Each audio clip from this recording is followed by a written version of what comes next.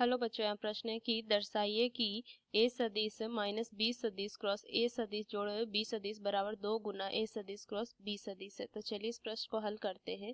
तो इसमें अगर मैं मुख्य अवधारणा लिखूं, मुख्य अवधारणा, तो देखिए अगर मैं इस तरीके से लिखूं कि a सदिश क्रॉस सदिश, तो इसका मान क्या होगा? 0 होगा। सदिश को अगर उसी सदिश से गुना करने पे मान जो है वो 0 आता है, और हमें पता है कि a सदिश क्रॉस b सदिश का जो मान है वो किसके बराबर होगा? माइनस में b सदिश क्रॉस a सदिश, ये लिख सकते हैं।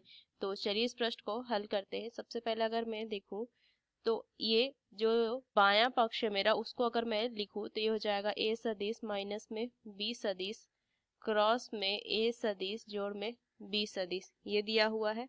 तो अगर देखिए इसको अगर मैं गुना कर, तो a सदिश को a सदिश से गुना करेंगे तो a सदिश क्रॉस a सदिश माइनस में b सदिश क्रॉस a सदिश जोड़ में a सदिश क्रॉस में b सदिश और माइनस में b सदिश क्रॉस में b सदिश। देखिए एक सदिश को उसी सदिश से अगर हम गुना करने पे मान 0 आ जाएगा, और यहाँ से कितना हो जाएगा?